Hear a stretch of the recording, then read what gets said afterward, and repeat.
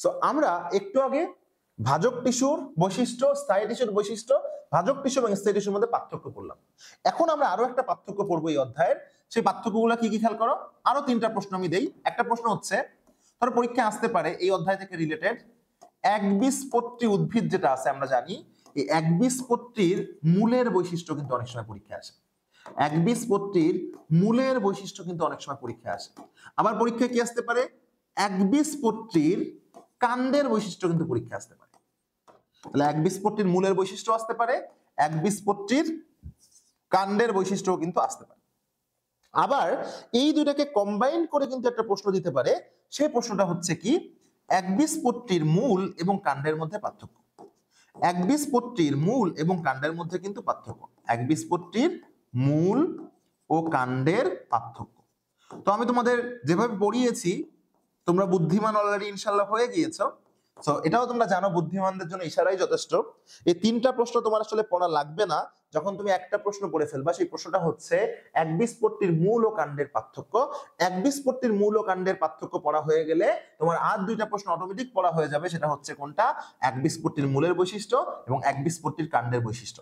So এইটা পড়লে 3 নাম্বারটা পড়লে তোমার বাকি 2টা বোনাস।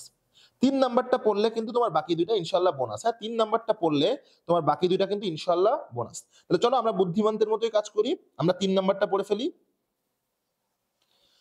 সো 3 নাম্বারটা আমরা পড়ে ফেলি, খেয়াল করো 3 নাম্বারটা পড়ে ফেলি আমরা। সো কিভাবে পড়বো দেখো, আমরা আগের মতোই কাজ করব। প্রথমে পার্থক্যের বিষয় সহ বাকি 2টা ঘরকে আমরা লিখব।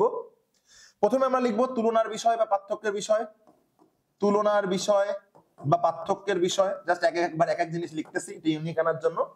এরপর আমরা লিখবো একবীজপত্রীর মূল, একবীজপত্রীর মূল, এবং এরপরে আমরা লিখবো হচ্ছে, একটু চেক করো তো ভিডিও হচ্ছে কিনা, একবীজপত্রীর কাণ্ড। একবীজপত্রীর কাণ্ড। তাহলে আমরা যদি একবীজপত্রীর মূল এবং একবীজপত্রীর কাণ্ড এটা পড়ে ফেলতে পারি, এর পার্থক্যটা, তাহলে আমরা একবীজপত্রীর মূলের বৈশিষ্ট্য হয়ে গেল, কাণ্ডের বৈশিষ্ট্য হয়ে গেল। ঠিক আছে, তো প্রথমে আমরা দেখবো যে আমরা আসলে কোন কোন বিষয়ের উপর পার্থক্যটা করব।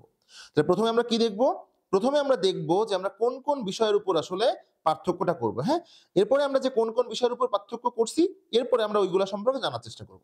তো প্রথমে যে বিষয়ের উপর আমরা পার্থক্যের বিষয় লিখবো সেটা হচ্ছে কি, 1 নাম্বার আমরা পার্থক্যের বিষয় দিলাম কিউটিকল। তাহলে 1 নাম্বার পার্থক্যের বিষয় আমরা কি দিলাম, কিউটিকল। হ্যাঁ, কিউটিকল। ওকে, 2 নাম্বার পার্থক্যের বিষয় ধরে আমি দিলাম হচ্ছে, 2 নাম্বার পার্থক্যের বিষয় ধরে আমি দিলাম মজ্জা। মজ্জা কি দিলাম বলো, মজ্জা। তাহলে 1 নাম্বার পার্থক্যের বিষয় কি দিলাম, 1 নাম্বার পার্থক্যের বিষয় দিলাম আমি কিউটিকল, এবং 2 নাম্বার পার্থক্যের বিষয় আমি কি দিলাম, 2 নাম্বার পার্থক্যের বিষয় আমি দিলাম হচ্ছে মজ্জা। 3 নাম্বার অধোত্বক, অধোত্বক, এবং 4 নাম্বার পার্থক্যের বিষয় ধরো আমি দিলাম রোম। রোম কি দিলাম বলো, রোম। হ্যাঁ, 4 নাম্বার পার্থক্যের বিষয় আমি দিলাম রোম। সো এই 4টার মধ্যে আগে পার্থক্য করে আসি, এরপরে আমরা বাকিগুলোর মধ্যে পার্থক্য করব। তো আমরা পড়তেছি একবীজপত্রীর মূল আর একবীজপত্রীর কাণ্ডের মধ্যে পার্থক্য। আমি তোমাদেরকে অলওয়েজ বলেছি, সরাসরি বৈশিষ্ট্য বা পার্থক্য মুখস্থ না করে তোমরা মূল এবং কাণ্ডের মধ্যে যে পার্থক্য করতেছো, কি কি বিষয়ের উপর তুমি পার্থক্য করতেছো, ওই পার্থক্যের বিষয়টা বা তুলনার বিষয়টা তুমি পড়ে ফেলো। তাহলে তুমি বাকিগুলো এমনি মনে রাখতে পারবে, টেকনিক্যালি নাহলে বুঝে বুঝে। এখন তোমরা টেকনিক শিখে দিই তোমাদেরকে, খেয়াল করো। তবে একবীজপত্রীর মূল আর একবীজপত্রীর কাণ্ড, এর মধ্যে একবীজপত্রীর কথাটা তো কমন, একবীজপত্রীর কথাটা কমন, তাই না? পার্থক্যটা কোথায়? পার্থক্য হচ্ছে এই যে মূল আর কাণ্ডে। পার্থক্যটা কার কার মধ্যে, মূল আর কাণ্ডে। খেয়াল করে দেখো তো, মূল লিখতে গেলে যে অক্ষরটা আসে এটা হচ্ছে ম, আর কাণ্ড লিখতে গেলে যে অক্ষরটা আসে এটা হচ্ছে ক। তাহলে এই দুটো কথা তো আমরা সবাই পারবো, যে মূল লিখতে গেলে যে অক্ষরটা আসে এটা হচ্ছে ম, আর কাণ্ড লিখতে গেলে যে অক্ষরটা আসে এটা হচ্ছে কি, ক। তাহলে আমরা এই দুটো জিনিস মনে রেখে কিন্তু এই পার্থক্যের বিষয়ের ম্যাক্সিমাম জিনিস সলিউশন করে ফেলতে পারি।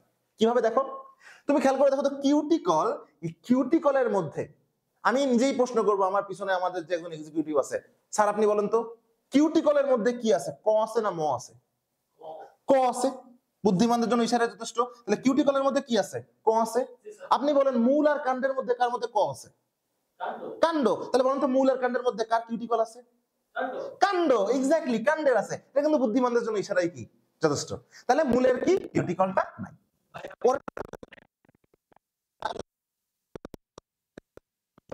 মজ্জার কি আছে? মজ্জার মধ্যে ম আছে। মূল আর কাণ্ডের মধ্যে কার ম আছে? তাহলে এটা কার থাকবে? মূলের। কার থাকবে না? কাণ্ডের। খেলা শেষ। স্যার আপনিই বলেন পরেরটা, অধোতক এর মধ্যে কি আছে? ম না ক? ক আছে। আপনি বলেন তাহলে এটা কার থাকবে? কাণ্ডের। কেন? কারণ ওর মধ্যে কি আছে? ক আছে। তাহলে এর মধ্যে নাই। আপনার কাছে লাস্ট প্রশ্ন, বলেন রোম এর মধ্যে কি আছে? ম না ক?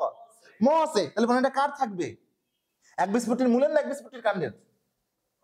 মূলের, কারণ মূলে ম আছে, কাণ্ডের এটা থাকবে না। খেলা কিন্তু শেষ। সো বায়োলজি পড়তে গেলে কিন্তু আসলে তোমাকে যতটা না বুদ্ধিমান হতে হবে তার থেকে বেশি টেকনিক্যাল হতে হবে। তার কারণটাকে আমি সহজে তোমাদেরকে বলি, বায়োলজির এমনও অনেক জিনিস আছে যা তোমাকে মনে রাখতে গেলে অনেক কষ্ট করতে হবে, বুঝে পড়ার পরে অনেক কষ্ট করতে হবে। বাট তুমি একটা জিনিস চিন্তা করে দেখো তো, টেকনিক্যালি যদি তুমি পড়ো, অবশ্যই বুঝে বুঝে টেকনিক্যালি যদি তুমি পড়ো, তোমাকে কেউ হারাতে পারবে না। কেন? যে বুঝে পড়বে তারও একটা টাইম লাগবে, যে টেকনিক্যালি পড়বে তারও কিন্তু একটা টাইম লাগবে, বাট যে বুঝে টেকনিক্যালি পড়বে তার টাইম অনেক কম লাগবে। যা রিভাইজ করতে 1 ঘন্টা লাগতো, তোমার রিভাইজ করতে হয়তো দেখো মাত্র 5 সেকেন্ড লাগবে, 7 সেকেন্ড লাগবে।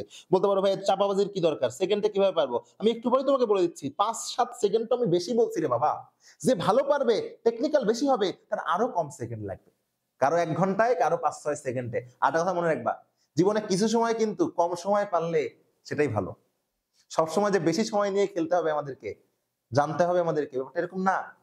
এই ক্ষেত্রে যত কম সময় তুমি মনে রাখতে পারবে তত তুমি সফল। সবসময় বেশি সময় দিতে যেও না বাবা, সবকিছুতে বেশি কিছু ভালো না, কিছু ক্ষেত্রে বেশি ভালো। এখন দেখো, এই যে হচ্ছে মজ্জা রশ্মি, আমরা একটা কঠিন এর দিকে যাই, একটু বুঝতে হবে মজ্জা রশ্মি। এখন কিন্তু আমি যদি যে কাউকে প্রশ্ন করি যে এই মজ্জা রশ্মি আসলে কার থাকে, তা যে কেউ কিন্তু বলে দিবে যে এটা হচ্ছে মূলের থাকে। কারণ মজ্জা রশ্মির মধ্যে কি আছে? ম আছে, তাহলে এটা মূলের থাকবে। কিন্তু মজার ব্যাপার হচ্ছে এই মজ্জা রশ্মি দুইজনেরই থাকে, মজ্জা রশ্মি দুইজনেরই থাকে। তাহলে আমি ভাই কেমনে পার্থক্য করব?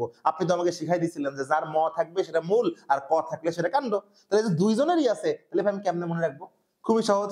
আমাকে তুমি বলো, পিছনের ভাই আপনি বলেন, সে মূল আর কাণ্ডের দুইজনের মজ্জা রশ্মি আছে। একটা জিনিস বলেন তো, কিছু বিশেষ অঙ্গ, তাহলে একটা বিশেষ অঙ্গ ছোট থাকলে ভালো না বড় থাকলে ভালো? বলেন, ছোট থাকলে বড় না বড় থাকলে বড় ভালো? বিশেষ অঙ্গ অবশ্যই সাইজ কি বড় থাকলে ভালো। আপনি অবশ্যই জানেন, আপনি লজ্জায় বলতেছেন আমি জানি। তাহলে ওই বিশেষ অঙ্গ কিন্তু আপনি যেটা ভাবছেন সেটা না, ওই বিশেষ অঙ্গ হচ্ছে যে মজ্জা রশ্মি। তাহলে এখন আপনি ভাই আমাকে বলেন যে এই মজ্জা রশ্মি বড় থাকা মানে ভালো, তাহলে মজ্জা রশ্মির মধ্যে কি আছে? ম আছে নাকি ক আছে? তাহলে কার ভালো হবে, মূলের না কাণ্ডের? মূলের, কারণ কি ম আছে। তাহলে কার মজ্জা রশ্মি বড় হবে? মূলের হবে না। কার মজ্জা রশ্মি ছোট হবে? কাণ্ডের হবে না। এখন বলতে পারে ভাইয়া এই ছোট আছে, তা তো আছে, তা তো মিললো না। আপনি বলছিলেন যে যেটা ম থাকবে এটা মূলের হবে। আরে বাবা, অত ছোট থাকার থেকে না থাকাই ভালো, কিছু জিনিস ছোট থাকার থেকে না থাকাই ভালো। তো যাই হোক, আমরা আর গভীরে না চলে যাই, বেশি গভীরে গেলে কিন্তু বিপদ হয়ে যাবে। ক্লাস করতেছি টিস্যু তন্ত্র, বাট পড়ানো হয়ে যাবে মানব জীবনের ধারাবাহিকতা, দরকার নাই, ওটা আমরা পরেই পড়াবো ইনশাআল্লাহ। ওকে, বড় হবে।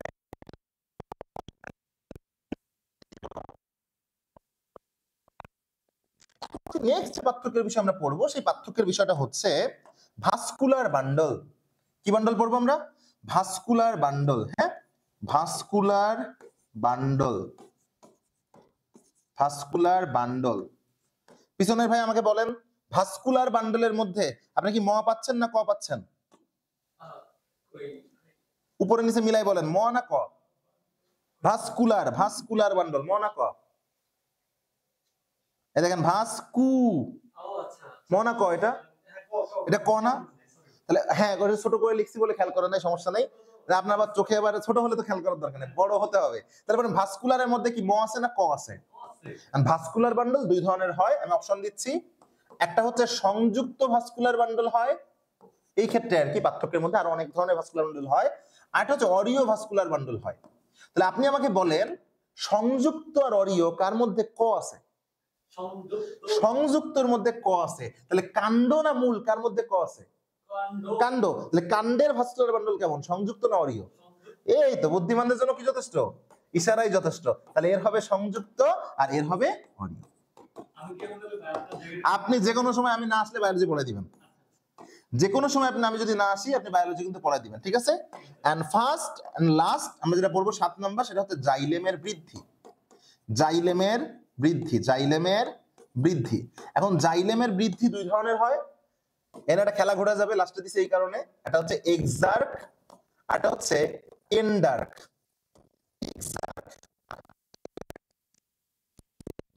মানে ভেতরে, এক্সো মানে বাইরে, এক্সিট দেখছি না আমরা বাইরে চলে যা, এক্সিট। তাহলে এন্ডো মানে ভিতরে। তাহলে আপনি চিন্তা করে দেখেন তো, আমি যদি বাইরে দিয়ে ঢোকার চেষ্টা করি, তাহলে এই যে একবীজপত্রীর মূল আর একবীজপত্রীর কাণ্ড, এর মধ্যে কোনটা অপেক্ষাকৃত বাইরের দিকে আছে? আমি ধরলাম এই সাইডটা নাই, তাহলে বাইরের দিকে কোনটা আছে, মূল না কাণ্ড? মূল। তাহলে মূলের ক্ষেত্রে আমরা কি বলবো, এক্সার্ক। আর কাণ্ডের ক্ষেত্রে আমরা কি বলবো, এন্ডার্ক। বুদ্ধিমানদের জন্য কি যথেষ্ট, ইশারাই যথেষ্ট। এখন দেখেন, খেয়াল করে দেখেন, এই পুরো পার্থক্যের বিষয় আমি বলছিলাম পড়তে আপনার মাত্র লাগবে 5-6 সেকেন্ড। কেমনে 5-6 সেকেন্ড লাগবে? যে পারবে তার জন্য 5-6 সেকেন্ডই লাগবে। খেয়াল করেন, কিউটিকল ক আছে কাণ্ডের থাকবে, অদতক ক আছে কাণ্ডের থাকবে, মজ্জা ম আছে মূলের, রোম ম আছে মূলের। মজ্জা রশ্মি দুইজনেরই আছে, বাট পজিটিভ হবে মতে মূলের, সো ওর বড় ওর ছোট। ভাস্কুলার বান্ডল ক, তাহলে সংযুক্ত হবে কাণ্ডের, আর অরিও হবে মূলের। জাইলেম প্রথমটা এক্সাক্ট, পরটা এন্ডার।